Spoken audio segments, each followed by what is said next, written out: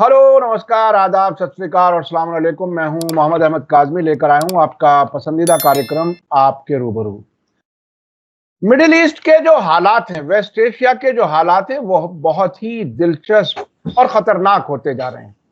दिलचस्प इसलिए कि इजराइल और अमेरिका अब जब दोनों लीडर एक साथ बैठते हैं व्हाइट हाउस में, तो ईरान से बातचीत करने के लिए बात होती है। यानी जो 2017 में जिन्होंने ये एग्रीमेंट फाड़ करके फेंका था, न्यूक्लियर ईरान वाला, अब वो कहते हैं कि जल्दी से जल्दी ईरान के साथ समझौता हो जाना चाहिए। और इसकी मुखालिफत नहीं करते नेतन्याहू, जो उस वक्त बहुत खुश थे एग्रीमेंट खत्म करने पर। इसके अलावा लेबनान में एक वाकया हुआ बहुत दिलचस्प। 2 दिन पहले वहां अमरीकी फॉरेन मिनिस्ट्री के एक बड़ी जिम्मेदार वहां पहुंची और उन्होंने अमेरिकन एम्बेसी के अंदर मीटिंग तलब कर ली लेबनान के लीडर्स की, जिनमें फॉरेन मिनिस्टर और वहां के प्रेसिडेंट और वहां के जो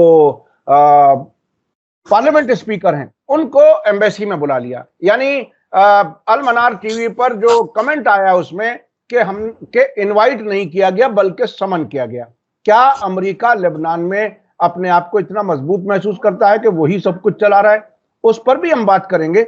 इसके अलावा ट्रंप के ये कहने पर कि डायरेक्ट बातचीत हो रही है, फौरन ईरान ने कह दिया कि डायरेक्ट बातचीत नहीं हो रही, बल्कि ओमान में सैटरडे को इनडायरेक्ट बात होगी अमेरिका के साथ।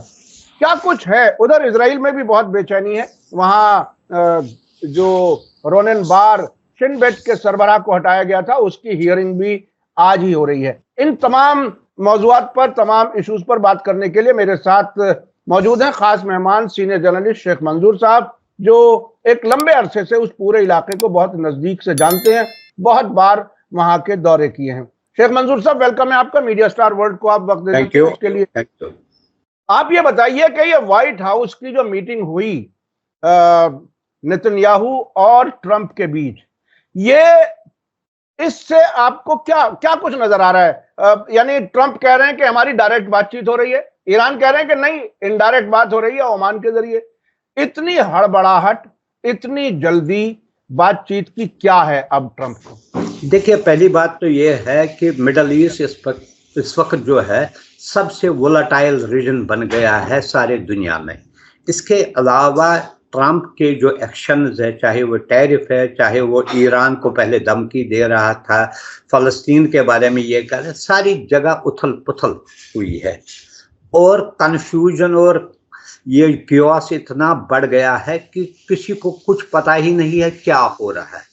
इस दौरान अगर आपने देखे, उन्होंने इनवाइट किया, लेटर भी भेजी थी ईरान के से, लेकिन प्रॉब्लम क्या होता है, जब आप डिस्कशन करोगे it should be on equal footing. ये नहीं कि आप किसी को, जैसे आपने लेबनान के बारे में कहा, उनको बुलाया गया, समन किया गया, तो इसका मतलब है जो भी उनको वहां पर ऑर्डर दिया जाएगा उनको मानना है। यहाँ ईरान कहता है कि पहले आप बताइए निकले क्यों, अब आना चाहते हैं, किस लिए आना चाहते हैं। और इससे पहले भी ईरान ने ये चीज क्लियर की, जैसे उन्होंने अंडरग्राउंड अपनी डिफेंस टेक्नोलॉजी के बारे में डिस्प्ले करा। वो एक्चुअली मैसेज था अमेरिका के लिए, जो वो धमकी दे रहा था इस्राइल के साथ मिलके कि हम इस पर हमला करेंगे। ये एक कन्वे मैसेज की थी उन्होंने उन्हें कि इतना आसान नहीं है। और ये भी यहाँ तक भी कहा कि 50,000 के करीब जो अमेरिकन फौजी है वो इनके मिसाइलों और रॉकेट्स और न्यूक्लियर जो इंस्टॉलेशन है उनके जद में। ये उन्होंने क्लियरली उनको मैसेज दी, जो भी इस रीजन में जहाँ पर भी डिप्लॉयमेंट है उसको खतरा है, आप नहीं बचा सकते। इसके बाद थोड़ा बहुत टोन डाउन हो गया ये। लेकिन ये जो है ट्रंप जो है ये मैवरिक आदमी है, इसके बारे में कोई चीज आप तो फाइनली प्रिडिक्ट नहीं कर सकते हैं। अभी भी देखिए, जब इतना क्यास है, दूसरी बार नेतान्याहू को बुलाया और फिर वही बात की कि फलस्तीनियों को वहां से डिस्प्लेसमेंट करने की। कल ही एक रिपोर्ट आया है एसोसिएटेड प्रेस का कि 50% गाजा जो है under the occupation of Israeli troops है इस वक्त। और ये उस चीज पर रूस का जो महादा किया था 3 फेजेस में, उसकी टोटल खिलाफ वर्जी है, अटर वायलेशन ऑफ दैट, जिसमें ये कहा गया था कि gradually Israeli troops will withdraw from Gaza, क्योंकि वो अपना तसल्लुत वहां पर कायम रखना चाहते हैं। इस वजह से उनको कोई, उनके लिए वो जो है ना, कहते हैं कि 7 खून माफ। इसमें एक और कमेंट आया है, वो कहते हैं कि ट्रंप के लिए यूक्रेन इतना इम्पोर्टेंट नहीं है जितना इसके लिए इजराइल इम्पोर्टेंट बन गया है। और ये साफ आया है कि उसके लिए फौजी इमदाद भी जारी है, उसके लिए टैरिफ भी बहुत कम लगाया गया है, जबकि जो लड़ाई लड़ रहे हैं यूक्रेन में रशिया के खिलाफ, उनको हाई टैरिफ लगाया गया है। रूस के साथ बातचीत भी चल रही है, रूस इस जो सारी सिचुएशन का फायदा भी उठा रहा है, इसकी धमकी का असर नहीं हुआ उसे, और कंटिन्यूसली वो attacks, rocket attacks, missile attacks Ukraine पर करता रहा है, और इस पर ट्रंप बोल ही नहीं है। ये जो सिचुएशन है, कितने वार फ्रंट खोलेगा वो? अल्टीमेटली कहीं ऐसा ना हो कि हर जगह से आप आइसोलेट हो के खुद अपने लिए मुसीबत बन जाओगे। यही हो रहा है कि इतनी जो रैलीज हुए, तकरीबन 600 के करीब अमेरिकन सिटीज में प्रोटेस्ट हुए संडे को, कुछ टैरिफ लेकर, कुछ दूसरे मसाइल लेकर, कुछ जो जॉब कट किए हैं उस पर, मसाइल महंगाई पर। ये जो है, इसको लग रहा था, ये इस वक्त जो अमेरिका जो चाहता है कि इसकी हेजेमनी, इसकी डोमिनेंस वर्ल्ड पावर में कायम रहे, इसके लिए एक चैलेंज भी है। और ये लग रहा है कुछ छोटे छोटे मुल्क भी, इनफैक्ट कनाडा जैसे मुल्क ने जब इसने टैरिफ लगाया, उसने भी वापस लगाया, उन्होंने भी रिटर्न में की। यूरोपियन कंट्रीज का आ जा रहा है कि वो भी तकरीबन 25% टैरिफ, रिटेलिएटरी टैरिफ लगाएंगे। इसका मतलब है अगर ऐसा हुआ, हालांकि कुछ कंट्रीज ऐसे भी हैं जो नेगोशिएट करना चाहते हैं, उनमें इतनी यानी कि प्रेशर नहीं है, वो चाहते हैं किसी सलाह सफाई से ही ये मसला हल हो जाए। इससे वो 2 तीर चलाना चाहता है, लेकिन कभी कभी तीर बुमरैंग भी होता है। जैसे चाइना ने इसको डबल लगाया, अब ये कहता मैं इसको और लगाऊं। Ultimately who is a loser? China का जो है बिगेस्ट एक्सपोर्टर, $3 ट्रिलियन की इनका एक्सपोर्ट है, और बड़ी मंडी है अमेरिका, जहां ये तकरीबन $450-500 बिलियन का एक्सपोर्ट कर रहा है। और वो जो चाइनीज प्रोडक्ट्स है, they are as cheap, you won't be able to get anywhere in the world that much cheap products.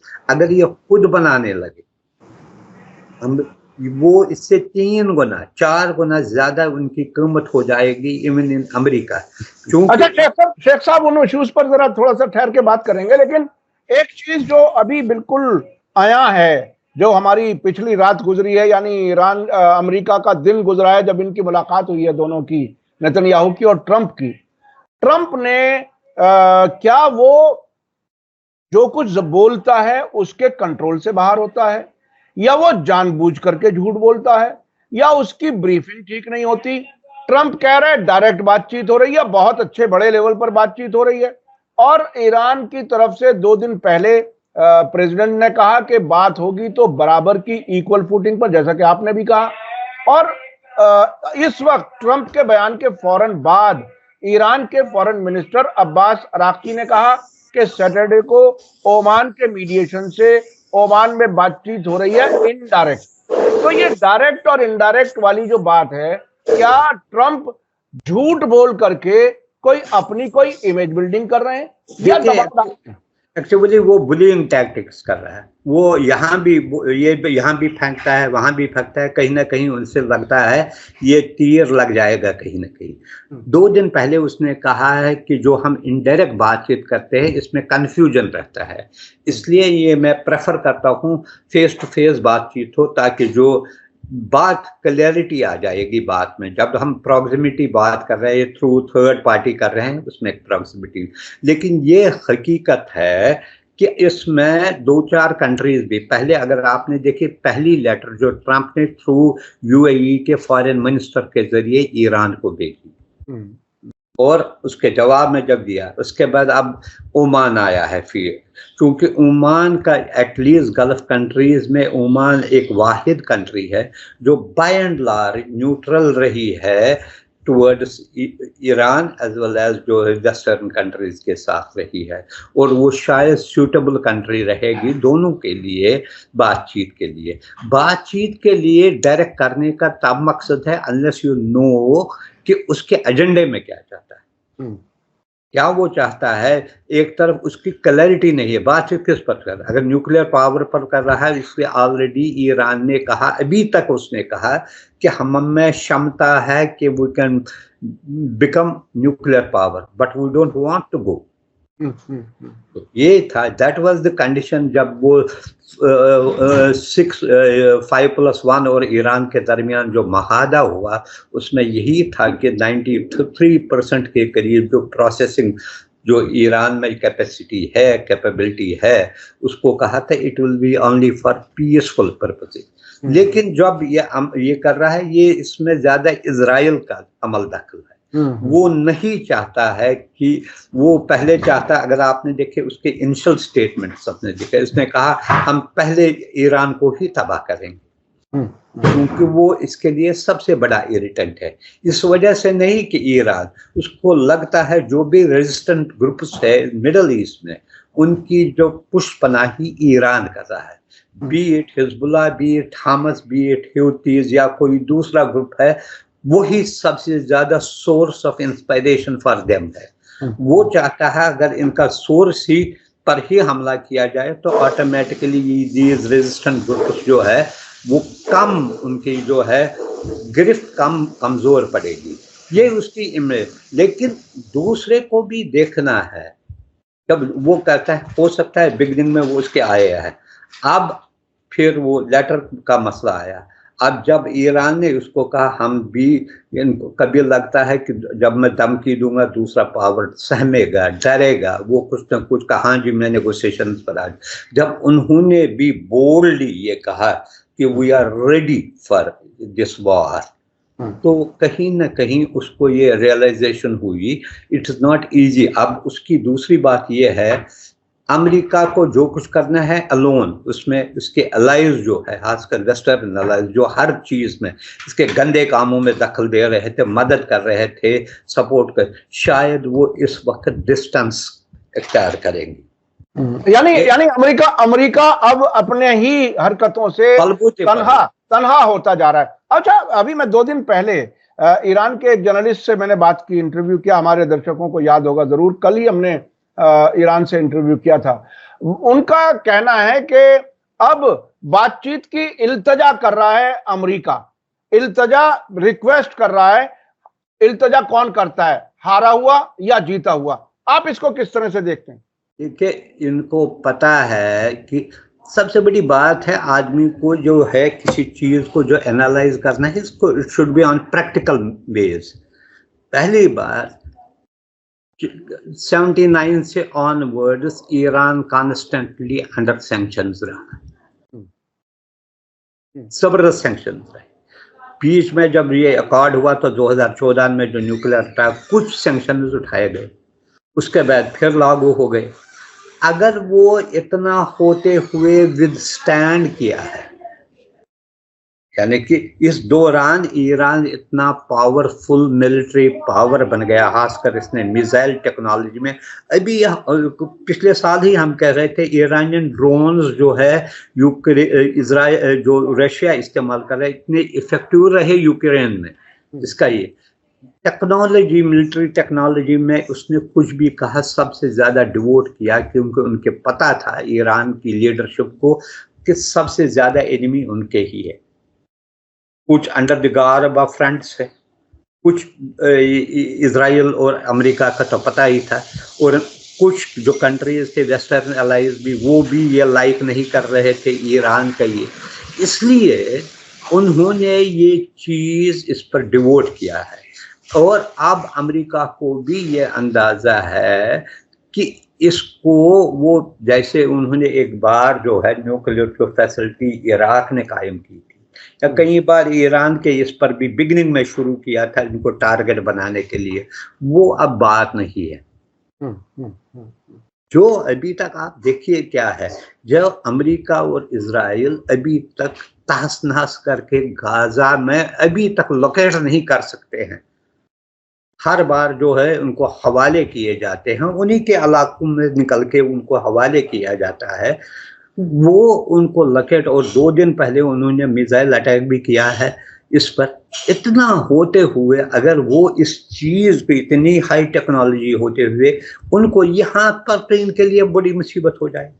और साफ उन्होंने कहा जो भी आपके अलाइज है उनको भी हम टारगेट करेंगे। और इसके बाद देखिए ईरान ने जो कुछ तरक्की की वो अपनी जगह, और उनकी तरक्की से जो और फायदे हुए, हर दिन तकरीबन हर दिन या हर तीसरे दिन यमन की तरफ से 2 टारगेट बनाए जा रहे हैं पिछले 1 हफ्ते 10 दिन से। तेल अवीव के आसपास के इलाके और अमेरिका के जो जंगी बेड़े वहां पर खड़े हुए हैं रेड सी में, उन पर वो लगातार हमले कर रहे हैं और उसमें कहीं कोई कमजोरी नजर नहीं आ रही। तो और तमाम उनके एयर डिफेंस सिस्टम और सब कुछ नाकाम हो रहे हैं। तो ये सूरत हाल। अच्छा, इस बीच में अब मैं ये समझना चाहता हूं, अरब मुल्कों में जो कुछ हालत है वो तो हम आप अच्छी तरह जानते हैं। हुकूमतें खुद इजराइल की मदद करती रही हैं, यूएई, सऊदी अरब, जॉर्डन, ये सारे मुल्क। अब एक international council of Islamic scholars यानी उलमा की एक तकरीबन 9,500 उलमा उसके मेंबर्स हैं, जिसमें तमाम फिरकों के उलमा हैं। चारों जो अहले सुन्नत हजरात में चारों नजरिए हैं वो भी, और शिया भी, और सब हैं। उन्होंने एक फतवा जारी किया है 3 दिन पहले, जिसमें मुस्लिम हुकूमतों, अरब हुकूमतों से कहा है कि फिलिस्तीन को मदद करें फौज के जरिए, सियासी तौर पर, पैसे से, और इजराइल से बाइकॉट करें, उससे ताल्लुकात खत्म करें। क्या आपको लगता है, क्योंकि हुकूमतें तो उन्हीं के साथ हैं, क्या इसका कोई असर अवाम पर होगा, अरब अवाम पर? देखिए, अवाम पर है लेकिन म्यूट है। म्यूट इस वजह से है, आपको देखिए पहले जो था उनको पता था वहां पर किसी को ये जो प्रेटस का कोई सिस्टम ही नहीं है अरब कंट्रीज में, वो तो है ही नहीं, कोई नाम ही नहीं।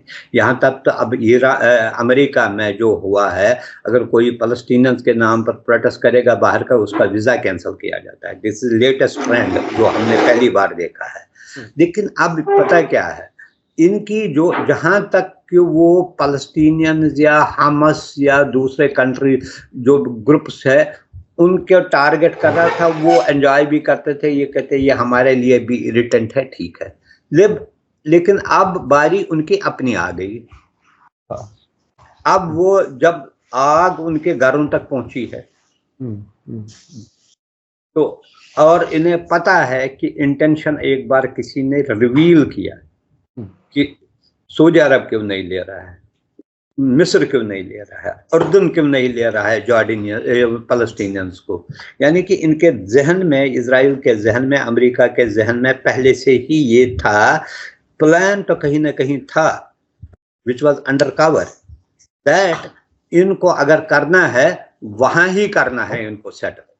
हाँ, इससे यहाँ से जरा दोहरा दीजिएगा, जॉर्डन क्यों नहीं ले रहा है वो वहां से। या मेरी कॉल कंटिन्यू है, रिकॉर्डिंग भी हो रही है। देखिए क्या हो रहा है, अब पहले जो थे वो इसमें खुश थे कि because they never like it Hamas, they never like it Hezbollah, तो इस सिलसिले में ये खुश भी थे। अगर उनको टारगेट भी बनाया जा रहा है तो उनको कर रहे थे, मियरली कंडेमनेशन करते थे, बियॉन्ड दैट लिप सिंपैथी को कुछ नहीं कर रहे थे।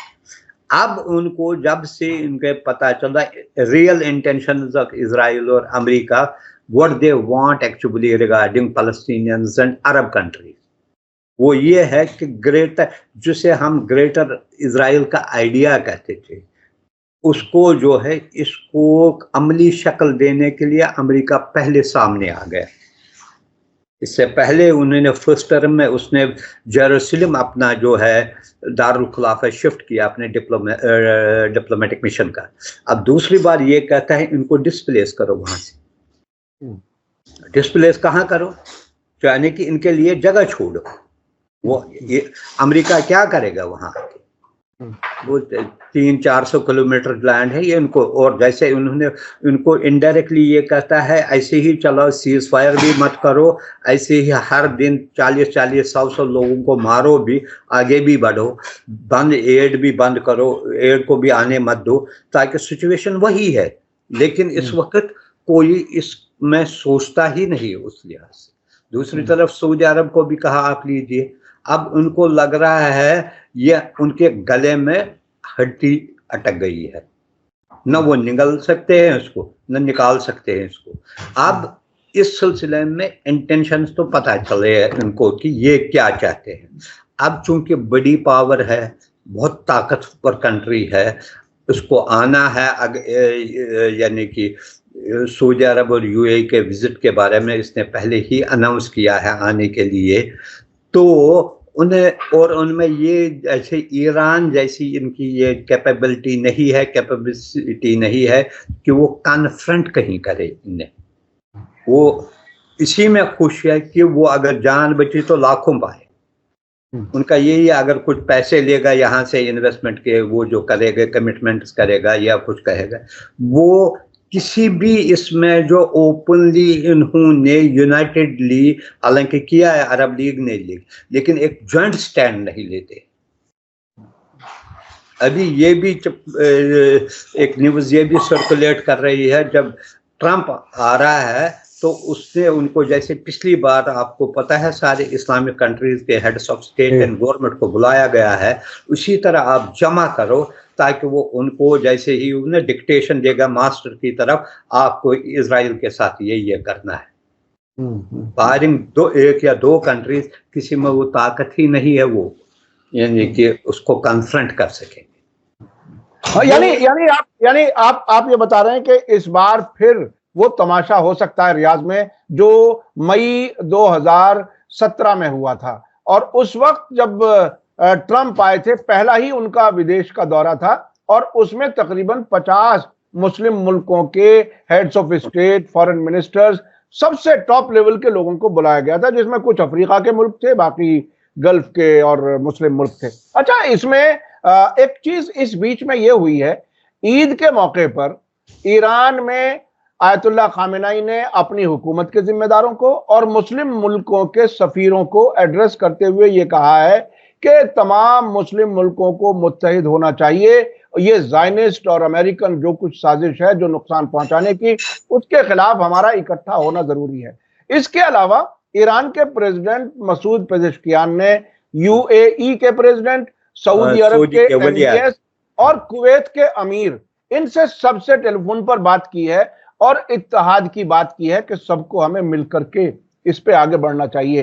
क्या ट्रंप की सऊदी अरब विजिट से पहले ईरान ने जो ये एक्सरसाइज की है, इसका कोई कुछ असर कहीं नजर आएगा हमें? देखिए, असर तो है। असर इसलिए है, पहले डिप्लोमेटिक रिलेशंस ही नहीं थे। अब डिप्लोमेटिक रिलेशन, कई बार विजिटें भी हुए, मुलाकातें भी हुई है, ये भी हुआ है। अब चूंकि ये जो टेलीफोनिक बात हुई है, ये उनकी भी मजबूरी है, उनकी ज्यादा मजबूरी है। वो अपने जो है ऑप्शंस को ओपन रखना चाहते हैं।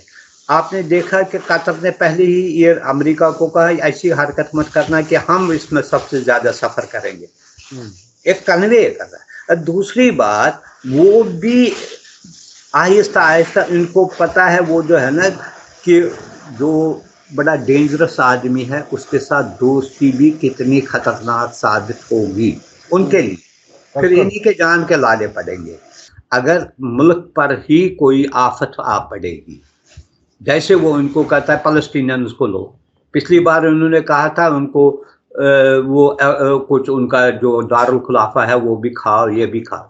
अब की बार वो कहता है उनको आप लो और इसके जो एक्सपेंसेस है आप ही बियर करो।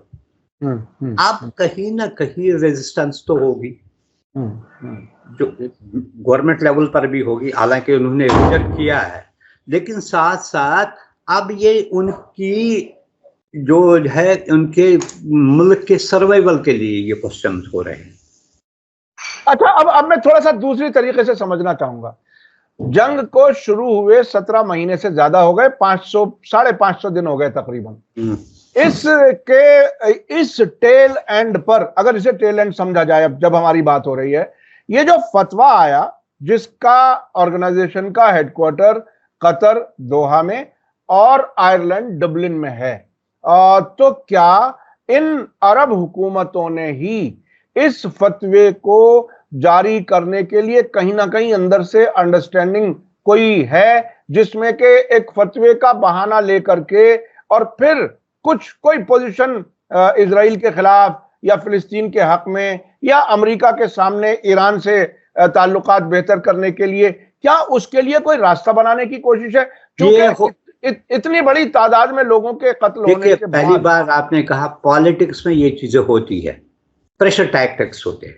देखिए, जब कोई बात मनवानी होती है, देखिए हमारे मौलवी लोगों ने, उलमाए दीन ने, ये जो मुफक्किर है, उन्होंने एक फतवा किया है, it is going to have very serious impact on our society population, we can not take this decision जो आप कह रहे हैं हमें देने के लिए। ये हमेशा ऐसी चीज़ें हुआ करते हैं जब भी किसी के खिलाफ है, कोई हेड ऑफ द स्टेट या गवर्नमेंट आता है, उसको कोई चीज़ कन्वे करना, इसके खिलाफ प्रोटेस्ट किया जाता है, डेमोन्स्ट्रेशन की जाती है, एक कन्वे करना है उसको कि यहाँ पर एक एलिमेंट है जो आज की मुखालफत कर रहा है।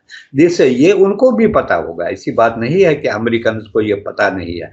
अब देखना ये है, अब इस वक्त अरबों के लिए एक प्लस पॉइंट ये है, पिछली बार सिर्फ उन्हीं पर टारगेट किया जा रहा था अब्राहम, इस वक्त दुनिया का हर एक मुल्क जो है किसी न किसी तरीके से अमेरिका के जद में आया है, beat in the form of tariff. किसी को, कनाडा को मैं आपको 51st स्टेट बनाऊंगा, ग्रीनलैंड गया तो वहाँ मैं खाऊंगा, कैनाल वहाँ करूंगा, बहुत सारी चीज़ें जो है जो अब बढ़ गया है कॉन्फ्लिक्ट, और ये जो है रिजेंटमेंट जो है अमेरिका के खिलाफ, ये कन्फाइन नहीं रही। यानी अमेरिका के खिलाफ जो माहौल बन रहा है उसका ये फायदा उठा सकते हैं। अब अच्छी एक अपॉर्चुनिटी है, इसका बेस्ट टाइम है उसका फायदा उठाना और थोड़ा बहुत रेजिस्ट करना, बोल्डली रेजिस्ट करना, ताकि वो पैलेस्टाइन इशू, ये नहीं है पैलेस्टाइन इशू अरबों के लिए ज्यादा इंपॉर्टेंट है as compare to, if they are settled there will be peace. अगर उनको वहां पर नहीं रहेगा, कभी भी अगर इजराइल समझता है कि पीस रहेगा उनको डिसलोकेट करके लिए, वो इसकी खाम ख्याली है, पीस नहीं रहता। और इस बीच में ईरान और कई और मुल्कों के एक्सपर्ट्स का ये कहना है कि फिलिस्तीन की आजादी जो होगी वो दुनिया भर के बहुत से मुल्कों की आजादी उसके साथ होगी, बहुत से लोगों की किस्मत बदलेगी फिलिस्तीन के साथ साथ। अच्छा, मैं चलना चाहता हूं थोड़ा सा सीरिया की तरफ। सीरिया को अब आप कैसे देख रहे हैं, क्या सूरत हाल, क्या लगता है आपको? देखिए, सीरिया में एक तरफ से जो है टर्की अपना इन्फ्लुएंस बढ़ा रहा है, जैसे हमने देखा है उन्होंने वहाँ पर जो अपने जो है बेसिस भी कायम करना चाहता है एक तरफ, दूसरी तरफ वो तो है इजराइल स्लोली अपना इन्फ्लुएंस बढ़ा रहा है। अच्छा, इस सारे जो कन्फ्यूजन और कियोस जो पैदा हुआ है इस वक्त जो है सीरिया का मामला, और के बारे में किसी को ध्यान नहीं रहता है। हालांकि अब इसको जो है Saudi Arab out and out they are supporting his government, लेकिन वहाँ जो है फ्रेजाइल पीस है, जैसा आपने देखा पिछली बार कितनी वहां पर वायलेंस हुई है, और वो किसी भी वक्त जो है फट सकता है। ये नहीं है कि वहां पर कोई, एक तो ये लोग जो होते हैं जो गन उठाते हैं इनके पास एक एक्सपीरियंस नहीं होती है गवर्नमेंट चलाने की, और ये सबसे बड़ी बात ये है, ये जो ग्रुप आया है ये एक पर्टिकुलर स्कूल ऑफ थॉट से है, ये नहीं है कि सिर्फ आर्मड है, उनका एक स्कूल ऑफ थॉट, उसी को वो इम्प्लीमेंट करने के लिए। और जिस कंट्री में multi religious multi ethnic groups है, वहाँ पर एक डोमिनेंट फैक्टर अगर आ जाएगा तो वो इस मुल्क की तबाही के लिए जिम्मेवार बन जाएगा। वो इसके लिए वो नहीं समझते हैं उस वक्त कुछ भी कहिए, चाहे वो बशर अल असद था या इसका फादर था या कुछ भी रहा, वो ये हकीकत है उन्होंने किसी है एक डोमिनेंट ग्रुप, लेकिन on the face of it चाहे वो क्रिश्चियंस थे या दूसरे ग्रुप्स थे, they also use to enjoy religious freedom, उसमें कोई वो नहीं करते, वो उस मामले में लिबरल थे। वो किसी को यहाँ जो आप स्ट्रिक्टली कोई पॉलिसी आइडियोलॉजी कर रहे हैं, ये एक और चीज को जन्म देगा, रिजेंटमेंट को, जिससे आपका अभी आपने देखा जो लड़ाई किया या दूसरी जगह क्या क्या हुआ, जो उनको लगा है जो 2-3 महीने पिछले 2-2.5 महीने के अंदर जो वहां पर हुआ है, उनको लग रहा था सप्रेशन हो रहा है, उनको आइसोलेट किया जाता है, ये इसकी एक रिएक्शन थी। और ये बात बिल्कुल और ये बात बिल्कुल साफ है कि जो नजरिया सऊदी अरब का है, जो नजरिया दाइश या दूसरे और लोगों का है, ये वही नजरिया है जो नाम बदल करके हैयत तहरीर अल शाम के नाम से आया है। अच्छा, अब मैं थोड़ा सा लेबनान के बारे में थोड़ा सा बात करना चाहता हूँ। आखिरी सवाल, आपका टाइम हमने काफी लिया। लेबनान में अमरीकी नुमाइंदा फॉरेन मिनिस्ट्री से आई थी अभी 2 दिन पहले, और जैसा कि मैंने बताया कि एम्बेसी में बाकायदा मीटिंग कॉल की गई, और उसके बाद एक खबर अभी मैं देख रहा था आपसे बात करने से पहले, अलमनार ने खबर दी है कि प्रेसिडेंट और स्पीकर नबी बेरी की मुलाकात हुई और उन्होंने आपस में जो बातें की हैं वो ये की हैं कि इस बार इस अमरीकी नुमाइंदे की जो मोहतरमा आई थी उनका टोन बदला हुआ था। अब से पहले पिछली बार उन्होंने हिजबुल्लाह को डिसआर्म करने की बात कही थी, हिजबुल्लाह को, इस बार उनका इस तरह से डिक्टेट करने वाला एटीट्यूड नहीं था। आप इसे कैसे देखते हैं, कोई तब्दीली है क्या? देखिए, अमेरिका को समझता है, अमेरिका ये समझता है कि वो कहेगा फलाने को डिसआर्म कर तो वो दूसरे दिन डिसआर्म हो जाएगी। फिर तो रेजिस्टेंस मूवमेंट जो है जो 30-40-50 सालों से चल रहे हैं, तो वो तो एक दिन में खत्म हो जाएगा। उनके अब इसके अपने डायनेमिक्स होते हैं, इनको होता है, इनके साथ बातचीत का तरीका है जिसमें उनको भी कुछ कंसेशन दिया जाते हैं। हिजबुल्लाह क्यों बना? भाई, आप लेबनान के बहुत सारे हिस्सों पर कब्जा करोगे तो फिर आप समझते हो कि लोग चुप करके रहेंगे? हम जैसे लोग जो है शायद चुप करके रहेंगे। दूसरे जो है कुछ मिलिटेंट ग्रुप्स बनते हैं, वो अपने मुल्क के हुए पासदारी करने के लिए, तहफ़्फ़ुज़ के लिए एक ग्रुप फिर जन्म लेता है। ये सप्रेशन की निशानी, अगर रेजिस्टेंस कहीं कहीं है, it is a reflection of suppression. हमस पहले जो था, हमस पहले था ही नहीं, इतना नहीं था। हमस इमर्ज हुआ 2000 के बिगिनिंग से ही शुरू हुआ, उसका ज्यादा ये इससे पहले अलफता था, अलफता डॉर्मेंट हो गया, जब उनको हुकूमत कैश मिली तो वो इसी में लग गए। तो ये एक कांस्टेंट जो है प्रोसेस है, एक खत्म होता है, दूसरा जन्म लेता है, तीसरा जन्म लेता है। इसलिए ये समझना है कि अमेरिका किसी को कहेगा इसको खत्म करो, वो हो सकता है फॉर टाइम भी वो कमजोर पड़ेगा, उसमें थोड़ा बहुत ये लेगा, लेकिन ब्रीदिंग पीरियड मिलता है, फिर वो रीअमर्ज एज स्ट्रांग। आप देखिए इसी हिजबुल्लाह का देखिए या हमस का देखिए, कितना यानी कि बीच में उनके साथ लड़ाइयाँ हुई, कमजोर भी पड़ाई, फिर जब उन्होंने 7 अक्टूबर को हमला किया कितना स्ट्रांगली किया, एंड दे विथस्टूड दिस प्रेशर। इसी तरह हिजबुल्लाह के बहुत सारे इनके साथ लड़ाइयाँ हुई, उन्होंने भी यानी कि ये चीजें ऐसे नहीं होती है। This has to be a practical approach needs to be done.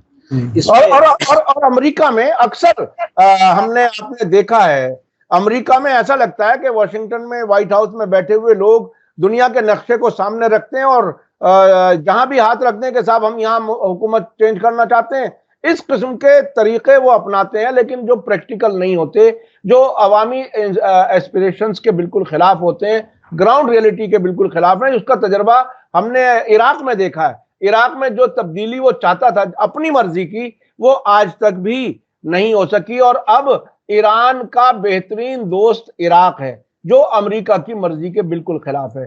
तो ये अमेरिका के जो डिसीजन मेकर्स हैं वो बिल्कुल आंखों पे पट्टी बांध करके सोचते हैं जैसा हम चाहेंगे वैसा करेंगे। देखिए एक चीज है, दुनिया बदल गई है। जो पहले जो है एक टाइम था, पहले कोल्ड वॉर में 2 बिग पावर ब्लॉक्स थे, कम्युनिस्ट एंड ये जो कैपिटलिस्ट ब्लॉक जो था। After collapse of Soviet union एक ही इमर्ज रहा अमेरिका, और उसको पूरी आज़ादी रही, जहाँ चाहा जहाँ कुछ रहा तहस नहस किया, चाहे वो अफगानिस्तान था, इराक था, गल्फ वार, जो कोई भी कंट्री वहाँ पर ये किया। अब फिर रीइमर्ज हो रहा है नया वर्ल्ड ऑर्डर, जिसमें अमेरिका को चैलेंज हो रहा है पहली बार, जो उसने खुद भी किया, उसमें जिम्बाब्वे ट्रम्प हुए, अब चाइना भी कर रहा है, अब दूसरे ममालिक भी है, चाहे छोटे हैं बड़े हैं, वो भी अपने आप को पोजिशनिंग कर रहे हैं कि नए वर्ल्ड ऑर्डर में उनकी क्या हैसियत रहनी चाहिए। अच्छा, लेकिन इनका माइंडसेट पुराना है, वो जो है ना, तो वो जागीरदाराना रहा है, वो कॉलोनियल जो कहते हैं कि वो कहेंगे इसको हटाओ तो हटाओ, रीजन की कोई ज़रूरत नहीं है, चाहे वो कितना ही पॉपुलर। एक बार उन्होंने शायद निकाराग्वा के प्रेसिडेंट को उठाया और लिफ्ट किया, अरे लिफ्ट उसके कम ये से, I think it was in 80s या कुछ ऐसा था। लेकिन ज़माना वो नहीं रहा, ज़माना आजकल जो है, यू नीड डिप्लोमेसी के अलावा आपको यू नीड है practical view of the situation. अगर आपने ये हाई हैंडेडनेस की इस मिली में, इस प्रोसेस में, तबाही तो होगी, लेकिन आप भी नहीं बचोगे। अमेरिका खुद भी नहीं बचेगा। और जिस तरह से अब अमेरिका को तनहा देखा जा रहा है, यूरोप भी उनसे जान छुड़ा रहा है, कनाडा भी चला गया, कौन कौन ट्रंप ने अपने आप के अपने दोस्तों को दुश्मन बना लिया। तो आने वाले वक्त में अमेरिका की क्या सूरत हाल होगी, हालात बताएंगे, और वेस्ट एशिया में क्या कुछ होगा, हम कोशिश करेंगे कि आपको अपडेट करते रहें। बहुत बहुत शुक्रिया जनाब शेख मंजूर साहब, आपने हमें वक्त दिया। इसी के साथ मैं अपने दर्शकों से कहूंगा कि ये तमाम तजर्बात, इन तमाम खबरों पर जो आपने अपनी बात रखी, ऑब्जर्वेशन दिए, वो बहुत ही अहम है। और आपको ये वीडियो कैसी लगी कमेंट्स में जरूर लिखें, और ज्यादा से ज्यादा शेयर करें ताकि ज्यादा से ज्यादा लोगों तक ये वीडियो पहुंच सके। इसी के साथ मुझे दीजिए इजाजत। धन्यवाद, शुक्रिया, जय भारत, जय हिंद। मीडिया स्टार वर्ल्ड के और वीडियो देखने के लिए हमारे चैनल को सब्सक्राइब करें और सीधे नोटिफिकेशन पाने के लिए बेल आइकन दबाएं। और अगर हमारी खबर सच्ची और अच्छी लगे तो अपने व्हाट्सएप, इंस्टाग्राम, फेसबुक और ट्विटर अकाउंट पर जरूर शेयर करें।